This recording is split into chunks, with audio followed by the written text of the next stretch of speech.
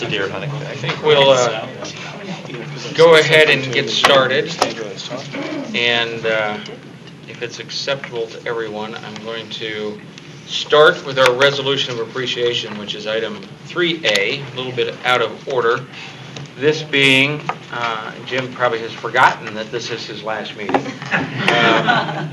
But we haven't. This is Jim's last meeting, and we are going to miss him. He has been a great asset to this board. I guess the boss told him it was time to do something else, and you had to listen, right? Well, I'm doing a few other things, like trying to be the construction specialist for an elevator addition on a church and a few other things like that. So It's not exactly it was good retirement. timing. Not exactly retirement, just new projects. Different projects. That's, I understand. We all know that these resolutions are a bit awkward, but I'm going to read this. You don't have to. No, there's a few things. He meant Let awkward me for you, Jim. summarize it this way. Okay, Let me, instead of reading all the whereases, I mean, we all know that Jim has added a great deal to this board, both in common sense and sometimes his ability to calm things down. I think we'd all agree on his work. Start up the Saylorville water treatment plant, launching the Parkitecture project, which was the International Design Competition for Waterworks Park. That included our cooperation with the City of Des Moines, work with our wholesale customers. The list goes on and on. I won't go through it all, but Jim is, I think, what a lot of us would aspire to be in being a board member. We appreciate your time and all your efforts on this board. You have served in this capacity for a long time, and we appreciate it. We have a gift for you that we'd like to share. I also brought, and I wish everybody would start taking advantage of this, some Fong's Pizza, both to in appreciation for your service and also appreciation to Fong's for what how their year began. So that's in the back of the room, but that's also an appreciation for you, Jim. Jim, we want you to open that up, and Laura's here to get a picture of all of you together also. If you guys want to crowd over there around James, that would certainly be appreciated. Laura, am I staging this okay? Yeah. Sit right there. I should have been asked. We would have found you, Jim. You could have. We would have found you. Absolutely did not have to do this. There we go. All right.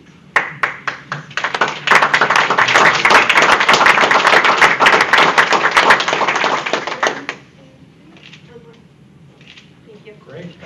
Thank you. And if I may, Jim, if that weren't embarrassing enough, the staff, in great regard for all the work you've done on behalf of the utility, have come together with a card, a small token of our appreciation that we hope you wear in remembrance of us. I've had the pleasure, Jim, of working with you for many years before I came here, and it's always comforting to find a friendly face, and you've always been a friendly face to me and to the organization of Waterworks and to our customers. So I hope you enjoy this. Thank you very much.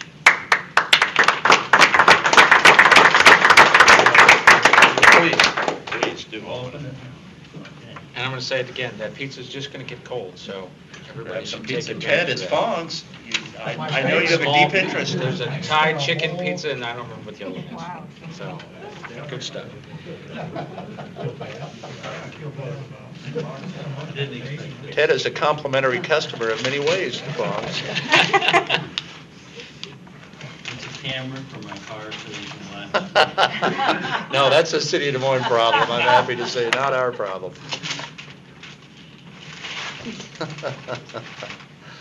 Well, this is the most I've held up a meeting, I think.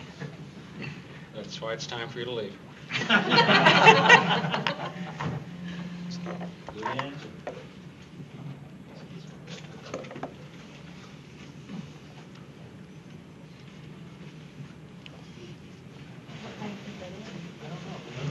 Taking a lot of Wow.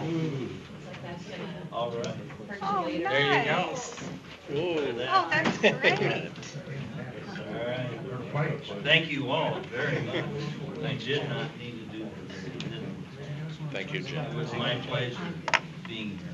It really was. Thanks. Yeah, that helps. There you go. I'll also mention that we're joined today, the mayor has appointed, and the city council will probably take action on a new member of this board at their next meeting, but Mark Wallace is with us, and the mayor has appointed Mark. For those of you who don't know Mark, you should introduce yourself to him. He will bring a lot of experience. He lives over on the east side, and I won't go through his resume, but in the next few weeks, Mark will be around here, and we'll try to scare him off and bring him up to speed. But if you have a chance before the meeting's over today, introduce yourself to Mark, and Mark, we look forward to having you up here as opposed to sitting there. Great to have you, Mark. Welcome. All right, first item is, item 1 is our consent agenda that includes minutes, February 26th Board of Waterworks Trustees meeting, the March 5th Planning Committee meeting, and the March 12th Finance and Audit Committee meeting. There's financial statements, a list of payments for February 2013. Our next meeting date is April 23rd. And the summary of the CEO approved expenditures in excess of $20,000, which, as we all know, is a new item in our consent agenda. And I believe that our CEO is going to make a comment on those. But those are our consent agenda items. If I could have a motion to approve those. So moved. Second. And a second. And I know you wanted to talk about this, so Bill. And if I may, before your approval of 1D, a couple comments really to the issue of different eyes see things differently. You'll note on your item 1C, 8 pages, and I believe some 520 line item checks that have been written in the month of February. Our finance staff has kind of worked with what I thought was the intent of your concerns about red flagging off of these pages issues that may be of interest to you. They have come up with a single item that I'm going to talk about. In my perusal of these 520 items, I've added an additional item. But as always, we're very interested in your feedback about whether we're using the right criteria. Essentially, we're looking at things more than $20,000 and whether there is some discretion exercised or other potential concern that you might have, and we're trying to red flag them for you. As an example, the finance staff red flagged a payment of $52,803.45 to Xenia Rural Water District. A great catch, one that I want to provide you some explanation for. Typically, we don't pay money to Xenia, they pay money to us as a wholesaler of water to them. However, LP Moon, a joint facility, we, under agreement with Xenia and others, essentially have apportioned that portion of our O&M costs of that facility to a number of other communities who also use the pump station there. In 2009, however, Xenia constructed their own stand-aside pump station at that facility also, but we continued to bill them a portion to cost for our O&M. And I believe it was Mike. I thought I saw him in here. Yes, Mike, wasn't it your staff that red flagged that and realized, and Amy has walked it back through as well as Peggy to confirm that that was in fact the correct amount. We're confident that Xenia would not have picked up on it, but it's really a situation where we overbilled and on our initiative paid out almost $53,000 to Xenia. So that obviously is the kind of item I assume that you would have some interest in. Xenia was very grateful for the windfall payment of $52,803.45. Amy, anything further you want to add on the payment? And we'd be happy to try and answer any questions or concerns you might have on that one. As you think that one through, another item that in my perusal of this I pulled out simply because it fell under my informal criteria of things you might have an interest in, if I can find it. It's a payment on page 6 of the materials. You have a $50,000 for the Greater Des Moines Partnership.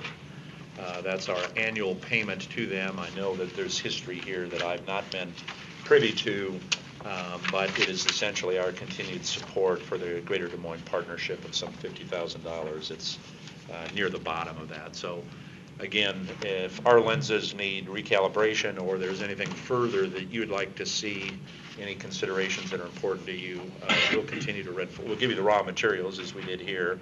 Again, 520 check payments here for the month of February.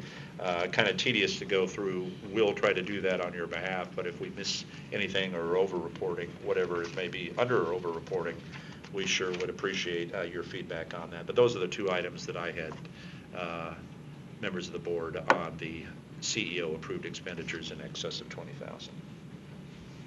Any questions or comments?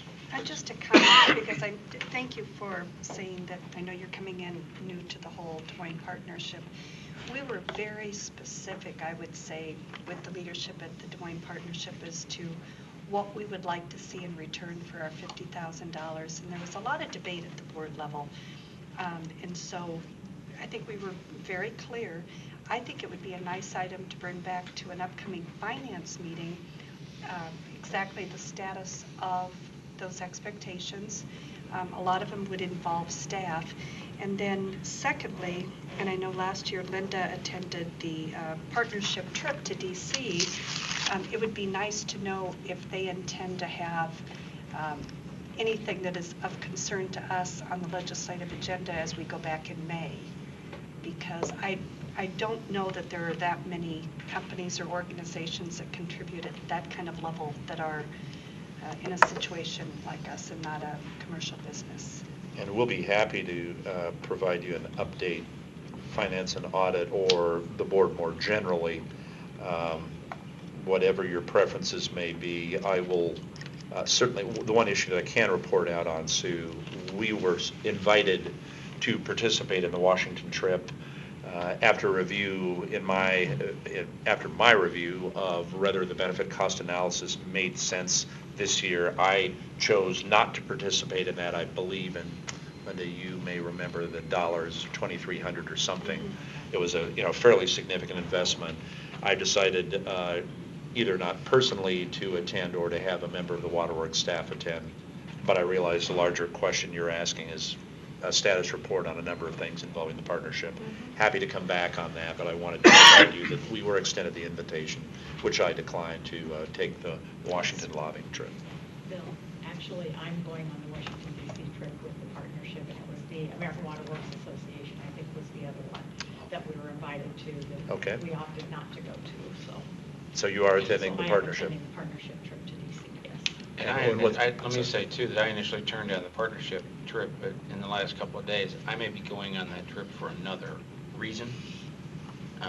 And so I may be there if there's a reason to, if there's a meeting that I can attend. And if it's needed, I'll happy to. I'm attending as well. Or, wow, a lot of familiar faces for you all on the plane. Right. But we'll come back and report out more specifically what the expectations that were provided and how those are being fulfilled or not. I'll add that at least mine is not going to be a waterworks expense, nor I think it is Sue. No. So anyway, anything else on the consent agenda? Let me say,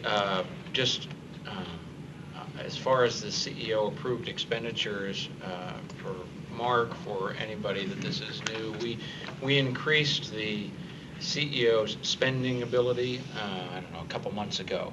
And our discussion, we had a couple of discussions at that time. He should have the ability to spend those dollars, but we wanted transparency and some reporting, and that's why we talk about it. Maybe we spend a little bit more time. I had a back and forth with a Des Moines resident recently on this matter, as a guy who, she was responding to my public comments about another body's lack of transparency, and she brought up this issue and mentioned that we had not discussed as a board providing you this authority in public. And my recollection serves me correctly, I think we had at least 2 public meetings about this. But my recommendation to her, as it remains with everyone, that in this particular matter, when it comes to the CEO spending authority, it is something we are revisiting. We revisit it every month at our board meeting. We're going to continue to. If there is a concern on this board, there's a concern in the public, now's the time to talk about it. At our public comment periods, the time to talk about it.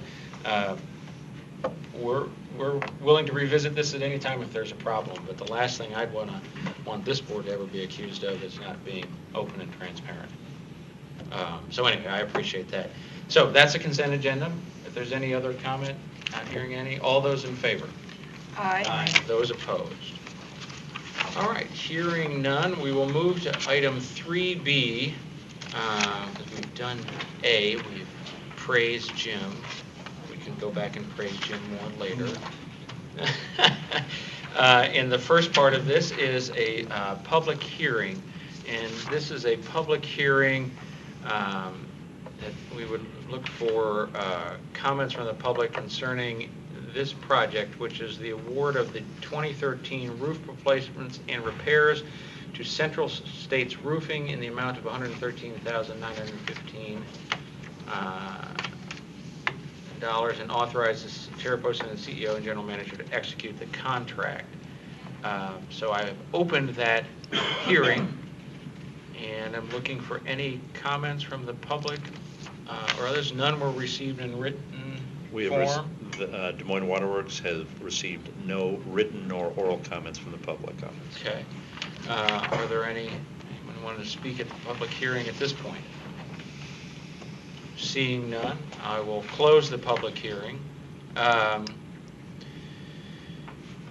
see. The board has reviewed the appropriate coordination of existing infrastructure, right? We Yes, won't sir. need the 2080 finding on this one because it's a repair. It's a It's a roof repair repair order. as opposed to a facility construction. That saves a step, doesn't it? It is. So my next step is to approve the project's form of contract, is that right? That's correct. Plans and specifications. Plans and specifications, and I would need a motion to do so. Graham, I move to adopt the form of contract plans and specifications along with estimated costs. Second. Is there a second? Second. And a second from Dave. Any comments? Anything you'd like to add? A couple. This is one, you all have the bid tab immediately behind the yellow sheet on this, but this is a solicitation where we were looking for some basic roofing associated with the Fluor Drive nitrate removal facility, and then several options depending on what the market and our budget could provide in terms of additional roofing. You'll see the bid tab with some 2, 4, 6 different respondents, so good market out there with a lot of interest in this project. But as we add up the base bid and the options, which are well within our budget, the market being very favorable to us, we're seeing a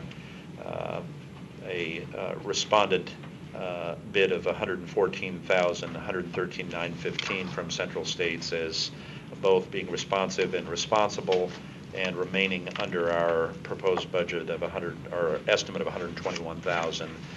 We would certainly recommend the board's approval of the contract to Central States for the roofing project of $113,915. $113,915. Any thoughts or comments on that?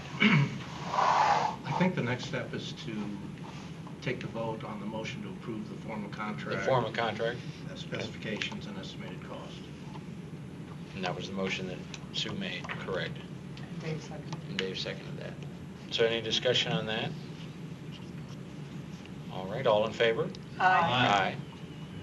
And so if I'm correct here, Rick, our next motion is to approve the bid, is that correct? To approve the recommendation. To award the contract. To award the pursuant contract. recommendation made by Mr. Snow. Graham, I move that we approve the recommendation of staff to Central States Roofing for $13,915, and authorize the chairperson, CEO, and general manager to execute the contract. Thank you. Is there a second? I'll second again. Any further comment, awkwardness when it comes to handling the public hearing that we'd like to? Seeing none, all in favor? Aye. Those opposed? All right. This moves us to our next item, which is item C, request authorization to solicit bids for the 2013 water system improvements, contract 1, and establish the date of public hearing as the date of the April 2013 board meeting. And I would need a motion, if I'm on the right one here, excuse me just a second. Yeah. I need a motion to authorize staff to solicit bids for that project. Move. Second. Any comments to add? If I may, just briefly, as you all know, we have about $2 million budgeted each year for water main replacement. Our experience leads us to the process of splitting that into smaller bids, that is essentially 2 $1 million projects. This is the first phase of that series of projects that we're looking at. You have a map in the materials behind the yellow sheet that will indicate where our distribution department and our engineering department in coordination have pinpointed the greatest need for main replacement. Most of it, as you'll note, in northwest Des Moines. But we estimate this project in these areas to be at about $1.1 million. We're asking your approval to authorize and solicit bids here for phase 1 or contract 1 of the water improvement project. And again, the public hearing would be in April. Correct. Any questions or thoughts? I have a question. Yes, sir. Yes, ma'am. Why, those mains in northwest Des Moines would be a lot newer than ones in the core, so what's the deal? Is it just the materials? Is it? You know, and one of the ironies that I'm finding as I'm around here more, Leslie, is that age itself is not a good indicator of failure. And I think Ted and others more knowledgeable than me in this audience would indicate to you that a lot of cast iron that's 100 years old has probably more life cycle left in it than some newer pipe that's been produced particularly since World War II era. So our recommendations here are really based not on life cycle only, not on life only, but on analysis of where failures are and condition. EAM will certainly help us to provide more informed judgments in the future on that. That is, we'll have a better sense of not only age, but better ability to be able to pull out condition and maintenance history. But these are the best recommendations that we would make, not simply on age of pipe, but on condition and our need to have gone in there and performed repairs, particularly in the last couple of years. Ted, anything you or Gary want to add to that on why here and why they're not the oldest in the city? So it's just basically the difference in manufacturing, and if it was cast or if it was some other newer material.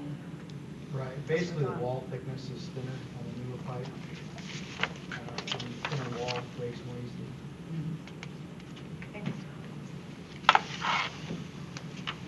Anything else? Well, that brings up a similar question that I will put our CEO on the spot. I had a call yesterday from a customer, Des Moines Waterworks customer, about the insurance that we now offer through HomeServe. And the question was, and since this is televised, a lot of people may want to know the same thing. She said, my house was built in the early 70s. Should I be concerned about the pipe with that age of a home? And I said, you know, it's insurance. My house was built in 78, and I'm not going to risk it. I'm going with it. But does that hold true when we look at the connections? Let me try to wade into it a little bit, and there's certainly, again, some very informed folks out here in the audience. The long and short of the HomeServe product is ultimately it's a risk management brokerage, if you will, on an individual basis. There's no clean rule that's going to say if it was before X date you should buy it, or if it was built after Y date you shouldn't buy it. A lot of it is going to depend upon, again, your tolerance for risk, $50 a year for insurance as opposed to a risk of replacement in the thousands of dollars. But as an example, I live in this area with a house that's less than 15 years old. I'm confident the construction standards under Des Moines requirements were met, but the length of my service is so long that the opportunity for problem is different than if it's a shorter service. So it's more than simply the type of pipe, the year of construction. There are lots of things that have to go into your individual risk calculus. For a 1970 home, that doesn't create any particular concern to me of imminent failure. If it were a 1907 home, my view of the risk would be substantially higher. But ultimately, that becomes, how somebody wants to spend $50 a year, which is essentially the cost of the home served product. Any of you all want to weigh in on that one differently? Well stated. Gary? I mean, there's no hard and fast rule.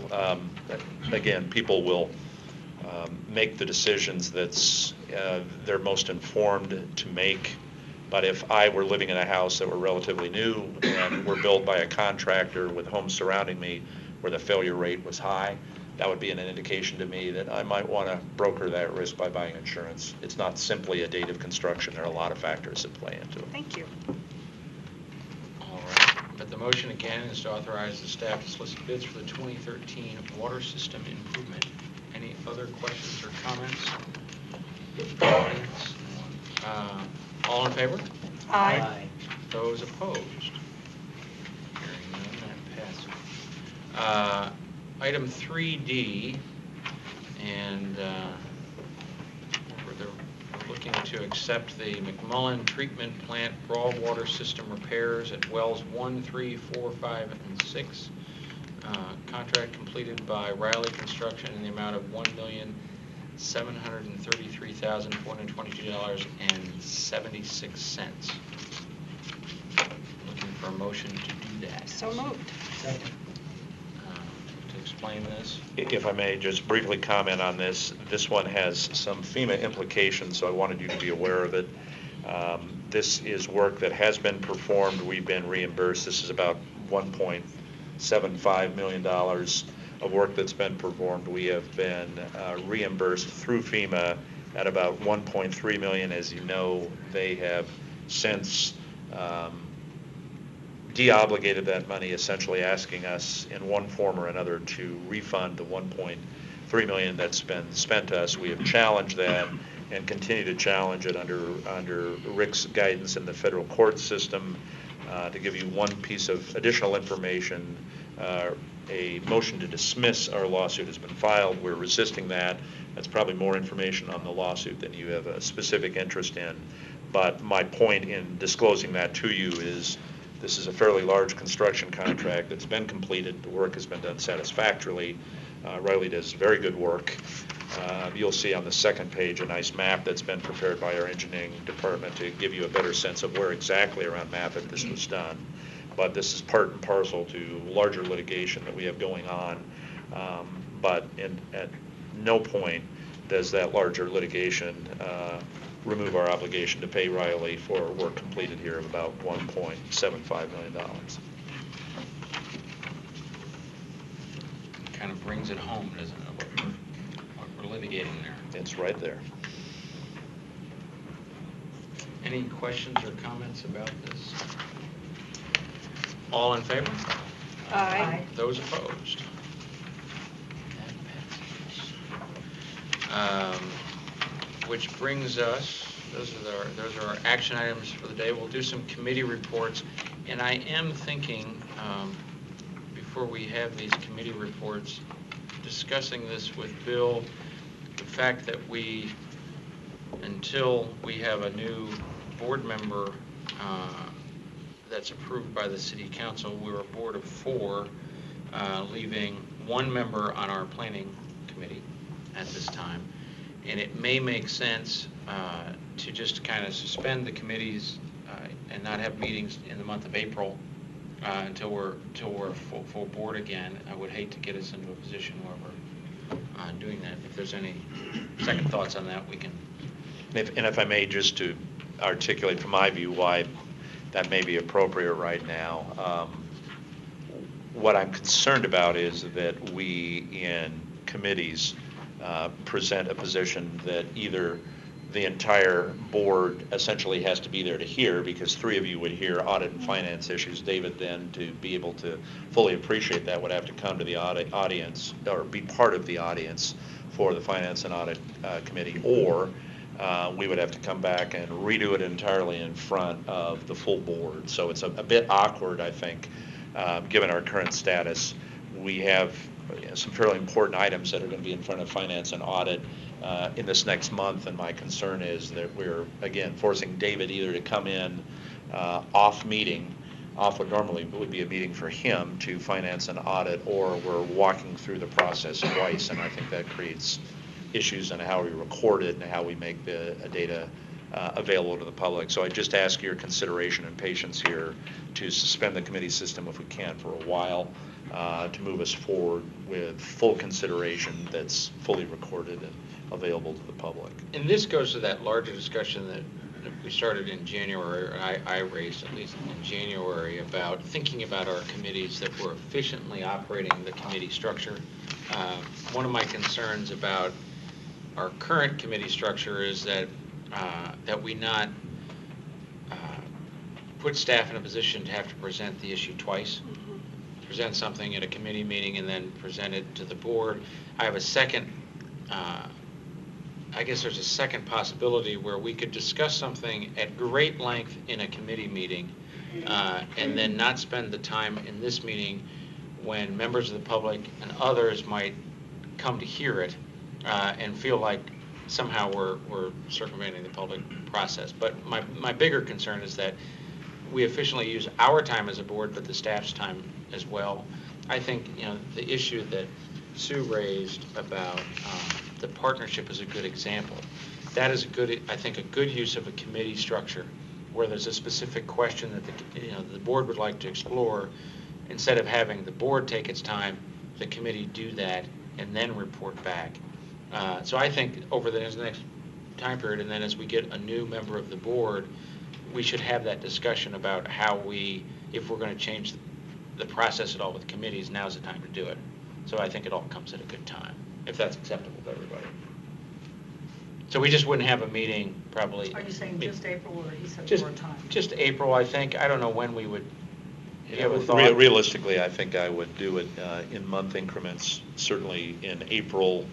To suspend it, whether you would decide to do that in May or not, I think depends on the time frame in which we get our 5th member and what you all decide in terms of the efficiency of the current system. So I take it at a month at a time. Right now, it's an April proposal that I would make to you. Whether it goes beyond that, I think there's really kind of dependent on what happens between now and the end of April. The one thing I don't want to lose, if we change, maybe we don't change anything, but is the board's ability to dig in as deep as they want on an issue. And if somehow revamping the committee process harms that in some way, that we don't have the ability to ask the questions or dig as deep, then I don't want to do it. But if there's a way to make it more efficient, which I think there might be, then that's what I want to explore. So we basically be digging more in public, in the board meeting? Yeah, maybe. Or at least, the board could then decide if it's something like the partnership issue or something, the committee's assigned that and goes forward. I don't have I guess what I'm saying is I don't have an agenda here or a clear idea. I just think I want to explore the more efficient way to do it. Of course, the committee meetings are public as well. They're public meetings, publicized and recorded, but they're recorded at a different level than the visual that we're recording on here. One of my concerns is not just the inefficiency, but sometimes the difficulty of making sure that we're clearly communicating with all of you. And when you have a subgroup, sometimes it becomes difficult to know if that has been, if there's some redundancy in the communication. That is, didn't we cover that because we covered it with the subcommittee? That becomes a bit of a challenge from a staff perspective to know if we've effectively communicated with all the board members. We have a recency recollection. We just talked with committee, but was everyone there for that? Did they all hear that discussion? Becomes a little bit puzzling sometimes for us, at least for me. So I just ask that you try this for 1 month. If it, if it raises concerns for you, it's merely a recommendation. We can go through it twice. But I think at this point, it becomes pretty awkward for Dave, who's a member of a committee with a single member. Do we then have that committee meet? I mean, how does that work? No, yeah, I get it. All right, that being said, committee reports. Jim, planning committee.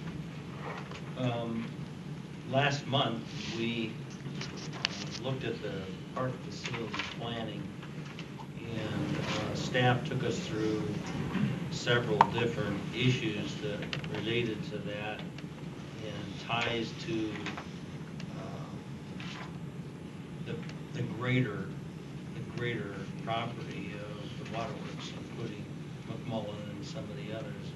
So we learned a little bit about ragbri coming here, and the hay fields that are out at the Moffett Reservoir. And we talked about that. Crabapple tree grafting. We got a little lesson on crabapple tree grafting and the fundraising efforts that are going on for the park plan itself, the architecture. And that was good to hear that we're that far along. And it was nice to hear. Then we also talked about the filter building restoration, and we saw some illustrations of the type of work that may go into the next phase, which I think will be coming up maybe next month or so as part of your agenda on the bidding and the options and so forth. And then we talked just a little bit in general about the lighting and some of the things that are happening here at Waterworks. So it was a good informative meeting. Some of the things are already on this agenda, and others are coming next month or so. So it was a good meeting. I think those that listened into it, even from the public, will get a good idea that this is an active place. This is not a static place. It's very active, and there's a lot of public use of the property here. So. If I may add a couple of updates on items that you raised, Jim, on ragbri. Certainly, there is an assumption that ragbri will be here. We're still negotiating that with the Register, and certainly it's an action that we would bring back for your consideration. But we have every intention of making sure that it is a money-making process for us. That is, we host a lot of events here. Each event takes a toll out of our operation and maintenance budget. We would view this as no different than others that we host. We will be negotiating fees for that and bringing it back for your approval. It's not a fait accompli that that's going to happen. Second, some discussion on park planning. I know there's been some pushback. Scott isn't here, but I know Scott Adson attended a meeting last night of the urban deer hunters. As you know, we have gone down a path of suspending deer hunting in the park. There are certainly some folks who disagree with that approach, and have made that very clear to us last night at some discussions actually in this room. So I wanted you to be aware of that. I'm told that board council people in particular are pretty interested in that. So you may hear something back about that. But again, you're certainly welcome to change the approach that staff is taking. But staff is clear in its approach to the public that we are going to suspend based upon our view that the deer herd has been cleared significantly, that we're not seeing traffic accidents on either Fleur or Flag Parkway, nor damage within the park that would indicate to us that we need to continue to participate in the urban deer hunt. So that is the path we're taking. You may hear more about that from a number of different sources, but I want you to be aware that's a hot button issue as recently as last night. Jim, I have a question for you. Sure. Ragbri, I would be very excited if we could have Ragbri, staying right here at Waterworks Park. And I saw Laura here earlier, but I think she left, Laura Sarcone, our marketing person. if we do have this chance, I hope we promote the heck out of Waterworks and what a unique jewel we have here, you know, the size of our park and what we do for the community, and, you know, the hub of all of the trails that we have is right here. And so when I saw that, I was very excited at the possibility. I hope we can do it. Great. Okay. That's great. Thanks, Jim. Finance and audit. Oh, yes, finance and audit. Lively discussion. I looked to a couple of gentlemen in the back row, jumped to the end of the meeting. Thank you very much for being part of the public comment process. And I noticed you brought some additional friends with you. And I want to start with the last item we discussed, and that was the pension. It was brought up during the public comment period, and it was clear that I think some rumors have started to circulate regarding what we are doing on the pension. And I just want to make it public that we have not had any discussions as a board with what we are doing, but we look forward to finding out what we can do to make this financially work for Des Moines Waterworks. We are spending $3.2 million. We were reminded out of our operating budget to support our pension plan, and we want to ensure that it works for all regarded. But I do want to thank both of you for speaking up, and I hope that you continue to do so. But the first item, which was extremely helpful, was Peggy Freeze went over a different methodology for the budget, and most of us were there. I think we really appreciated a different approach to looking at how we are spending money within each department. So thank you for that. And then as a board, we reviewed and supported the current process that we have in place regarding tenant collection and delinquencies. And this was something that I think it was extremely helpful for us to understand how many of our accounts, of the total Des Moines Waterworks accounts, are made up of those that are tenant properties, and yet what a high percentage of those actually go to collections. So it was kind of a wake-up call, I think, for all of us as to the amount of time that our staff and our CEO happens to be spending on some of those collectibles. So just thank you for bringing it to our attention, and I think we have the full support of the board. Great. Rich, have a say? Thank you. I'll only mention the Greater Des Moines Botanical Garden, and that they had their groundbreaking and are beginning the process of remodeling and exciting things. That the Botanical Garden will be closed this summer as they begin that process. As it relates to us, I've agreed to chair a strategic planning meeting for the Botanical Garden as it goes forward.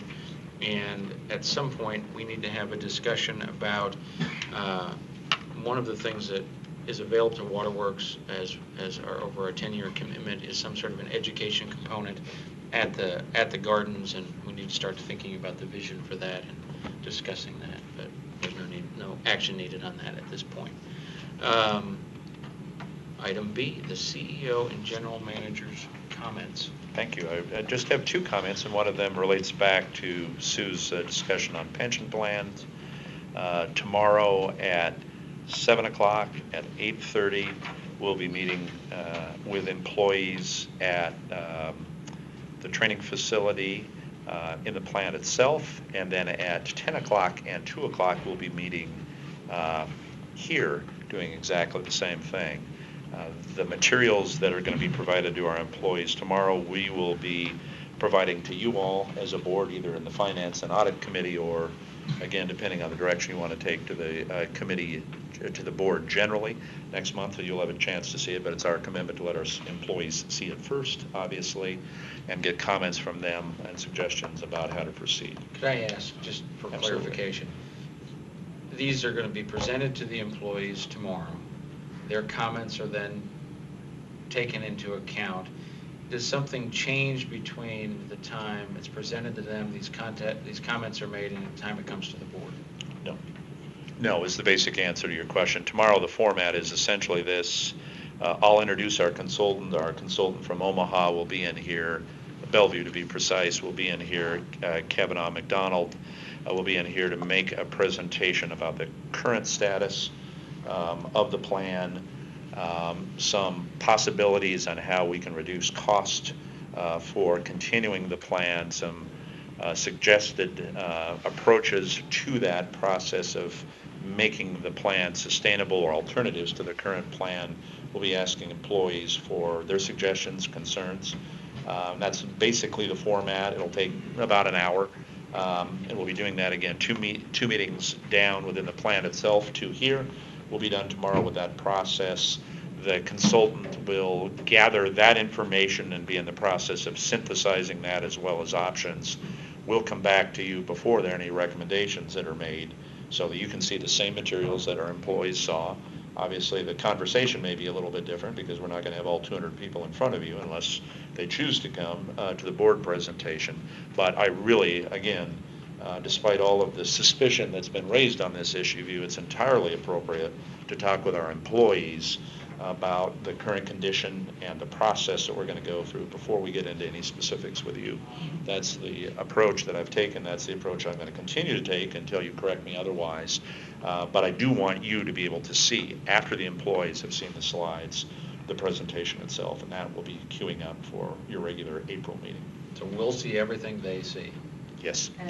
And You'll see all of the formal presentation that they'll see. You Right. won't hear the same comments, obviously, I understand. because obviously each of the 4 meetings will have a little bit different tone and different comments. But How, those comments, how will those be presented to us? How do we? There's no seriatim way to do that, Graham. We're not going to be recording it except as it relates to somebody off shift being able to see it. But we're not going to throw a camera in front of Delvin's face or whomever and go through that process of getting on record something that would be brought to And this you. is what I wanted to get to, because when we have our meeting, that's going to be an opportunity. The employees will have had an opportunity to look at this in depth, to talk about it. The employee group will have had the opportunity. And at that point, between tomorrow and when we meet and at our meeting, employees can bring to the board their thoughts and their comments, and we'll have the opportunity at our meeting to do so. Absolutely. And let me be clear. We will be providing you the slide information that's going to be provided to our employees in April. That'll be a public meeting. So certainly an opportunity for comments. There will be no recommendations that are going to be made to you in April. When those recommendations are made to you, At a date that's yet to be determined. yet to be determined, but if I were guessing today, and it's merely a guess, it's not with precision, it would be July timeframe. Certainly that would be in a public meeting, and lots of opportunity for comment at that point too. So this iterative process of staking out a direction, getting additional information to correct our direction based upon our employees and based upon our consultant, coming back to you multiple times and doing it in public is the process we're going to continue to follow. Those meetings tomorrow, again, to make clear to you all that if any of you would decide to attend those meetings, I'd certainly like to know about it, because if 3 or more of you are in attendance, it raises questions and concerns about open meeting requirements. So I'd certainly like to know about that if you would choose to do that. Not to discourage you from doing it, but perhaps to consider how it's timed. Let's put it that way. Well, and but that's why I asked the question that I did. The fact of the matter that we're going to get this information and we have the ability to discuss, and people have the ability to contact us to discuss this item, I think is the appropriate process. So. The second and final item that I have, just to provide you some information on, Rick and I have been in pretty intensive discussions actually in the last 24 hours or so with the City of Des Moines on the agri-emergent issue. That's the issue where the City of Des Moines has come to us and asked us to approve a sale of a portion of the land we jointly own with the City of Des Moines to Helena Chemical. I, and on your behalf, have raised some concerns about that process.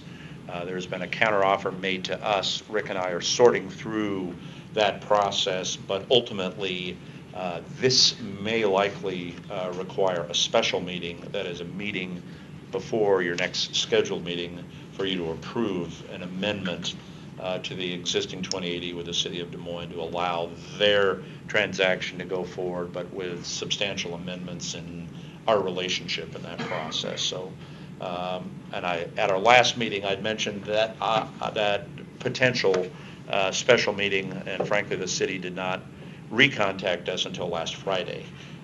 So this issue seems to be in terminology that Rick and I have used before, hurry up and wait.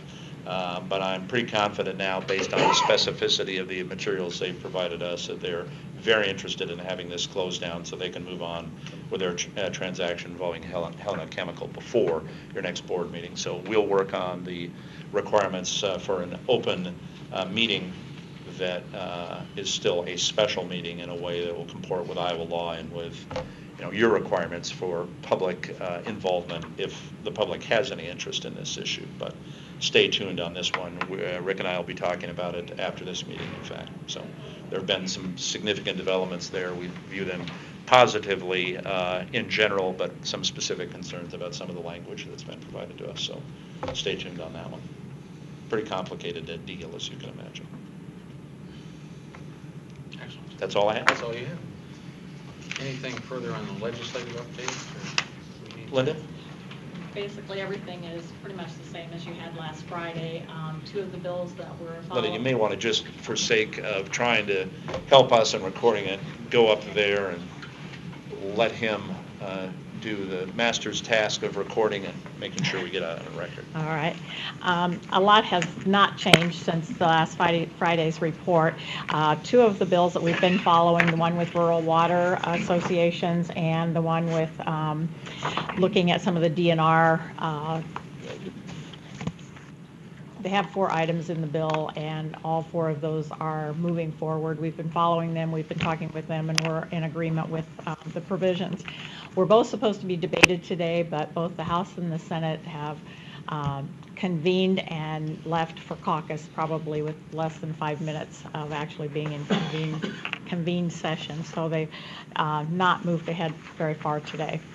A couple of things I did want to mention to you, kind of outside the legislative realms, but John Glenn, who is the director of the Rathbun Regional Water Association, has been on the Environmental Protection Commission, which oversees the DNR. He and a couple of other appointees are not being renewed this year, and so we will be losing a representative of the drinking water industry on the EPC, and the governor has chosen not to replace them with a water person. So the Iowa Association of Water Agencies is going to try to get with the other water associations and indicate that we are disappointed with that and that we would like to see them reconsider. One of the governor's appointments to date has had to withdraw his nomination, and so there is still one position open, so we're hoping to be able to do that. Water Day at the Capitol was last week, and we had a very good turnout. We were a little skeptical because the legislature doesn't usually come in until noon on Monday, and this was the day after St. Patrick's Day, so we didn't know how much of a turnout we would have. But most all of the feedback that I received from people who attended thought that it was very well attended. We thought we saw more traffic of legislators coming by than we have seen the last couple of years, and so was very pleased with it, and will plan to continue that into next year again. Graham, I would just like to mention on that, I was at the Capitol, and our CEO was out running around talking to legislators. They said he was not standing behind the booth, but Mike Riley was there and Linda was there, and they had a very nice setup, and they were handing out Des Moines Water Works jugs, and it was just a nice representation of what you do here. So thank you. And a lot of traffic. That's good to hear. And if I may, Linda, just to add on, we had a brief meeting, that is Amy, Linda and I had a brief meeting yesterday with legal representatives from the Iowa League of Cities. There is a landlord leaning process that has passed the Iowa House on commercial property, not on residential property, that we think, as Dave pointed out in some of our discussions at subcommittee on this issue, we have an opportunity to work with legislators and lobbyists to craft legislation that we think is going to be as favorable to us as it possibly can be. But I want you to be aware of that. We'll hopefully have more specificity on that as the committee assignment comes through the Iowa Senate onto the floor. It has passed, this particular piece of legislation passed the Iowa House 94-0. So we have a great interest in it and in making sure that, although it's legislation that is not terribly favorable to municipal utilities, since it has a headwind to it, we want to make sure that we have the greatest opportunity to make sure that it's minimizing any risk to the utility itself. Great. Thanks, Linda. Thank you. A number of other information items there. Is there anything we need to discuss? No other items from the staff. At this point, are there anybody from the public or staff that would like to add anything at this point? Yes, sir? I just got a question about. If you wouldn't mind stepping up here so we. I'm Tom Fontanini in Water Distribution. I just have a question about the pension meetings tomorrow. Everything that's presented, all the employees' comments, I'm wondering if they're, and I heard a little bit about this, but are they going to be recorded so you can hear every employee's concern about? Tom, we've committed to recording the presentation so off-shift people have an opportunity to see it. I have chosen not to record verbatim everything that's said for a number of different reasons, or some logistical reasons, and also because intimidating folks who want to share information in one context isn't necessarily, in my view, in our employees' best interest. So we're not going to be recording your comments or my comments verbatim. Certainly there are going to be other opportunities for employees to repeat those comments if that's what they choose to do, but they're not going to be recorded in the way that you're Not talking so much about, like recorded, we're but- being recorded right but now.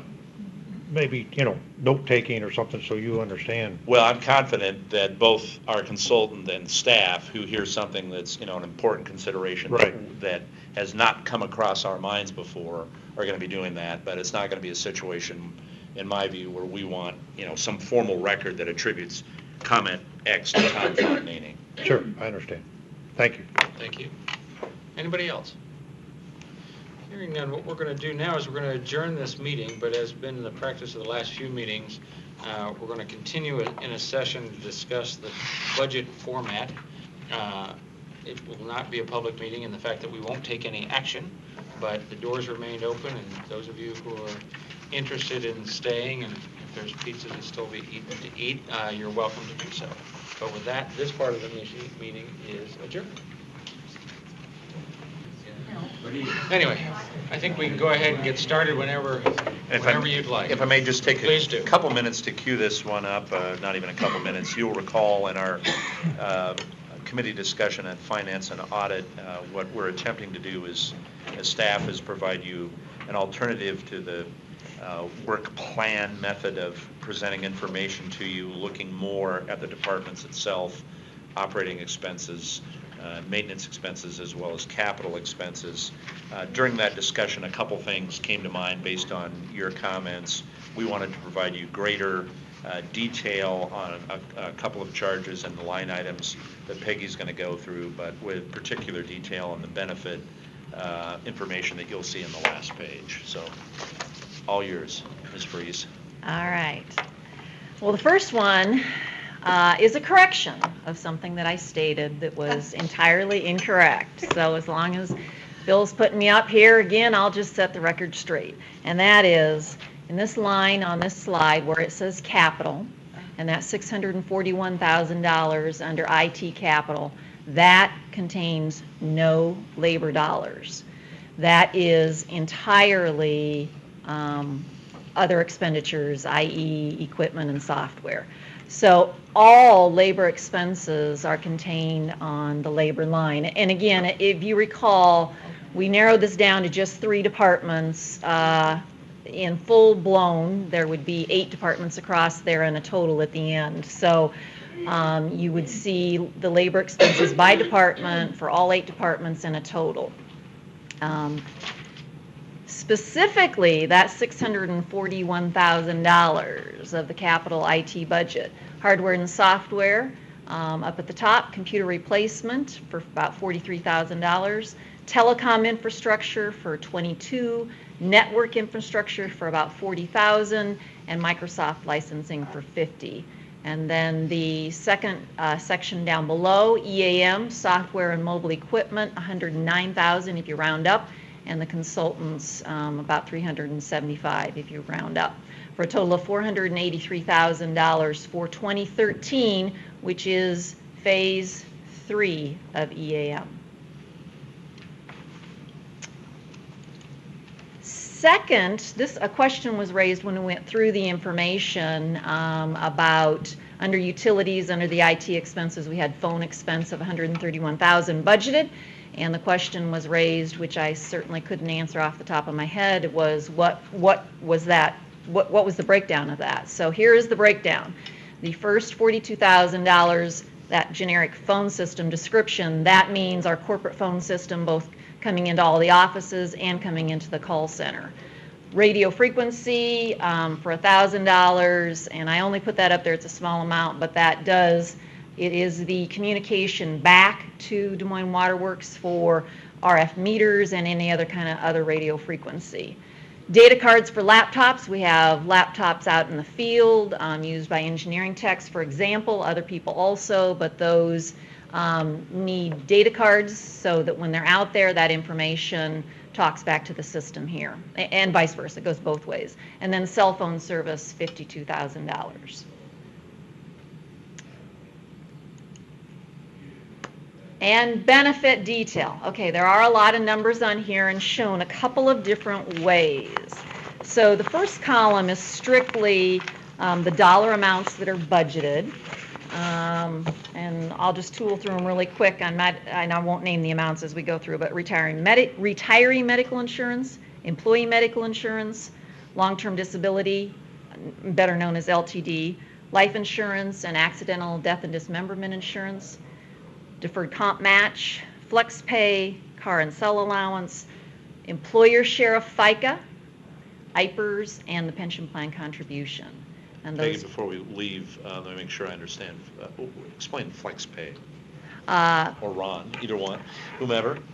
Ron, you might be I can explain it, but you might be more cognizant in explaining Flex it. pay was instituted many years ago in an effort to offset the cost of some benefits that Waterworks doesn't pay for. It's for every employee, it's $151.50 per month that they can use to purchase a life insurance pay if they need to, part of their medical costs, medical insurance costs. And so it comes to, you may hear the number $69. It's $69 and odd cents per pay period. So that's what flex pays. Second, IPERS contribution, that for those of us who are part of the IPERS plan, that's the employer's contribution. Correct. These are all strictly employer, Got which... it. And how many IPERS covered employees do we have? 20, we may have 21 now. So about 10% Yeah, of our... probably 22 now, because everybody said September is when. About 10% of our labor force. Peggy, the previous slide that referenced cell phones versus this slide that has cell allowance, the difference? Some employees receive an actual cell allowance instead of company cell phone. It partially offsets the cost of that cell phone so that they aren't carrying two. I think can I try? Sure. I think part of the question here, or at least part of the question I would have is, this amount's $27,000, as I recall. The other one was $52,000. Mm-hmm. Are those additive? No. So the 52, go back one, will you, Peggy, just while you're there? Maybe. Exactly where- Sorry. The one where we're trying This to is do where it. it gets hard to maneuver I this up apologize. here. I'm sorry, that's my fault. There you go. The $52,000 here is cell phone allowances that are paid by Waterworks, or these are cell phone charges This would be the cell phone bill that we receive from and I'm sorry, I don't recall Verizon or Sprint? yes. Is it Sprint? Sprint. Sprint. Okay, thank you, I'm sorry. We have For a, all of our cell phones that employees carry. so in addition to the $52,000 here this is a direct payment made by Waterworks to the provider. And in our context, essentially our cell phones are a replacement for a radio system. It's the push-to-talk Sprint feature that's pretty helpful. It essentially supplants a UHF or VHF radio system. So this is direct payment by us to Sprint. That's to be contrasted with the next slide, which are payments made to people like me who have a cell phone allowance, where the phone is actually a number ascribed to me. The account is in my name. The cell phone activity would not be subject to open records requirements, as an example. They're two different payments, so in my view, they are additive. They're where instead of 52,000 or 27,000, we're actually talking to roughly $80,000. I've shown this information a couple other different ways. One of the, I believe actually specifically in finance and audit, we were talking about, how does it break out across departments? That's not easy to do, but so what I did do is we have 208, if you round up, FTEs or full-time equivalent employees budgeted. So if you divide the 7.6 million by the 208, you get 36,000, almost 37,000 benefit cost per FTE. Also shown in the middle column there is for all of those benefits, the percentage that they are of the total $7.6 million.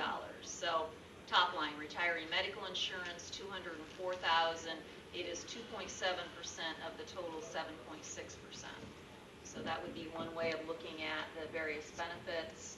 And then in the third column over is the percent of labor cost. And I've shown the labor cost down at the bottom, almost 13 million budgeted total in labor. And so each of those benefits as a percentage of that. Leslie, you had a question? I think I might want to see car sales separate. Car allowance and sales. Is that possible? Absolutely. I assume And I that's, also have something on we can pull that out of operating, but PeopleSoft, we already I assume. discussed by operating. Sorry, I didn't. Well, let me try one at a time here. I assume we can pull off separately from PeopleSoft car allowance versus cell allowance. We can provide that detail. Yes. And I'm sorry, next you wanted to go back. Well, I'm not sure, did we already buzz through? I have some operating things, or we? This was intended to provide you detail on a couple things that came up. If you have additional questions on the budget itself, Right. to No, let us just queue up. more detail I wanted. So we Then can- let's hear what they are then. Are there particular items that you want us to drill into? I wanted to know more about purchase services and utilities. And refresh my recollection, Peggy, what a purchase service is. I mean, our purchase services are more than our labor, so. Like janitorial, probably if you outsource. It's probably all kinds of things. It's everything. Subbing out, It is, in all essence, kinds of anything things. that we pay to an outside service provider. And the real only difference you'll also notice a classification of like materials, which would be probably what you're thinking of as paper, other kinds of supplies. But services are everything from consultants on the capital side. Those would be purchase services. Purchase services, some of these items actually, depending on if they don't have a separate line item, might fall under purchase services.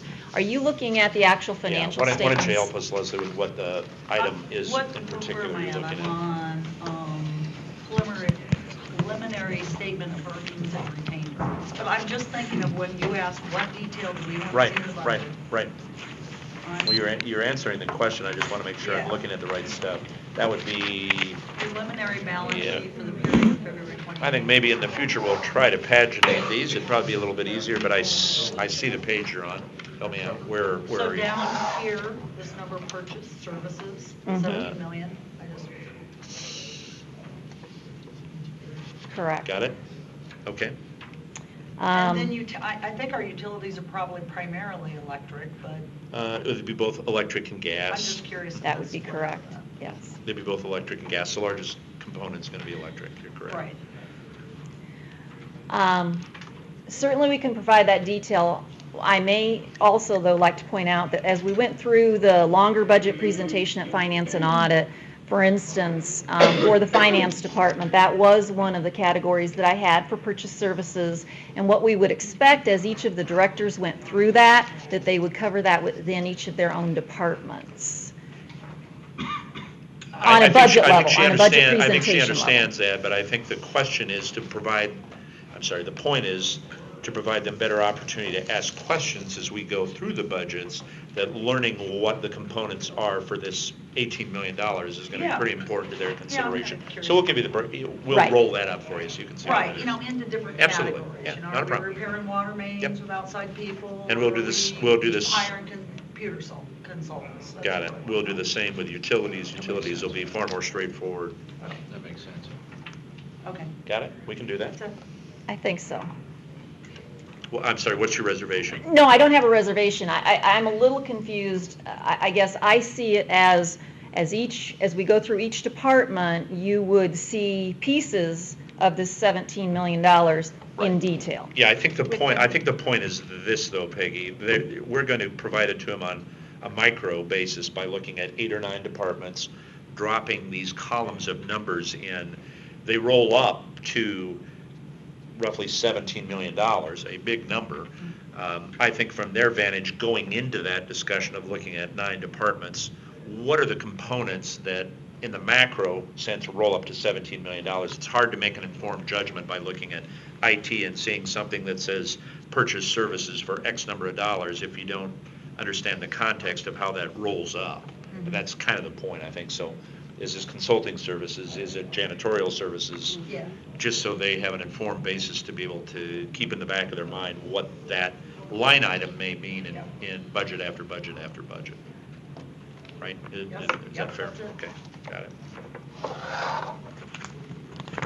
Other questions? That is the Well, end. I only provided yeah. the things that were follow-up. And Peggy, the reason that we're all kind of looking at this as a new methodology, as I look at Mark, would you tell him why the previous plan that we had always seen as a budget and why we're trying to move to this? I mean, I would think as a new board member coming in, that would be very important to him. Yes, I'm trying to process a quick, short explanation of that. At Des Moines Water Works, we both do budgeting and our ongoing management reporting on an activity costing basis. And so what that means, in essence, is, are you an attorney, correct? Yes. Okay. Then I have an explanation that I think will help you. We, in essence, do project accounting, or what you might do in your business, accounting by customer account, i.e., how much charges by that account, how much revenue off of that account, and you're looking at it by customer. We do that on the expense side, not necessarily on the revenue side, but so we have about 300 projects across the utility, and that is both on a capital basis, which I think most businesses expect to see capital projects, but we also have operating projects. And the example I use is in accounting or finance, we have several different projects by which we keep track of our time. We have financial services, and we have several projects underneath that: payroll, accounts payable, financial reporting. There are several others, but I'm just going to leave it at that. And those are typical activities of any accounting department. So as both my people spend their time doing payroll, they will charge their time to that project, and any materials, the checks we buy, those types of things will also be associated with the project. And at the end of the day, what that tells me is how much the utility is spending on payroll, how much is the utility spending on financial reporting, how much is the utility spending on other types of services. And across each department, each director decides basically on how they want to look at those operating costs by project. That is a lot of details. So as I said, we have about 300 projects.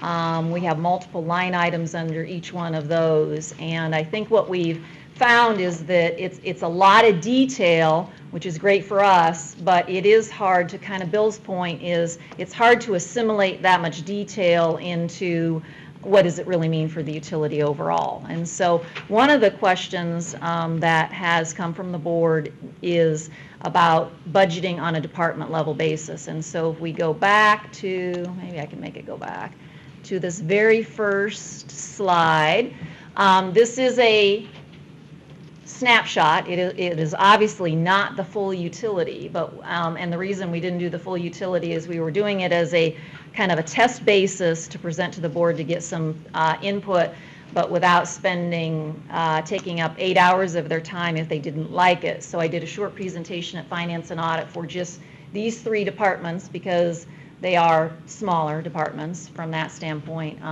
showing the expenses and the labor, and went into a little bit of detail. So this is what we would propose. As I indicated at the beginning, we have 8 departments, so if we did this on a full utility basis, we'd have 8 departments across and a total column, and then provide additional detail. When I did a presentation at Finance and Audit, I went into a little bit of detail, for instance, for finance, what makes up that, the $900,000, which is corporate insurance. That's an easy one. But then each of those other line items, inventory, materials, and services, I gave a little bit of an explanation of what made up those items. So detail, but not the excruciating detail of 300 projects. And I'm going to try in 25 words or less, make it 50 words or less, to give my take on what's different here and why. First of all, the capital budget, pretty straightforward. We know when we're doing main replacement that there's a $2 million allocation, and you as board members have a good sense of the metes and bounds of what that means. Unfortunately, you get away from capital and you get into O&M budgets. In the utility world, the accounting is complex because it's all based upon our view that we're trying to prove our cost of service, which is not very intuitive to outsiders. That is all of us, think of departments and functionality, look around the room and you see distribution and you see production and you see customer service, and that intuitively is a lot easier to understand than this across the organization work plan, cost of service accounting that's so fundamental to how we have to explain our rates that we assume that that is the construct that we should provide to you. It's a pretty confusing construct, even to those of us who are trying to get to the inside game. So that really has driven us to a way to look at this by department on the operating and maintenance side, capital, far more straightforward and far more easy to get your hands around. That was more than 50 words, but that would be my take on what's different and why. That's the important reason. We had been faced with some hefty rate increases to our customers and trying to justify that as board members. And so, for instance, when we looked at human resources, we saw a number, if you combine all those work plans, of close to $900,000. We said it can't take $900,000 to run our HR department.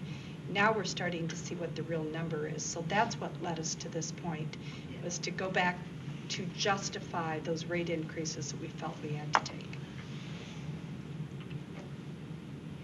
Peggy, thank you. That was very helpful, and I appreciate the extra detail. We'll flesh out better what utilities are, which is going to be pretty straightforward, but purchase services to provide you a more informed opportunity to ask questions later on. And also, you wanted the breakdown between car allowances and cell, and we'll be happy to provide all that. But this is, again, a pretty iterative process, so as you think of things, look at the numbers, we'd be delighted to be able to try and get our hands around a more responsive way to explain it in a way that you're comfortable ultimately voting for, rather than against. Well, thank you.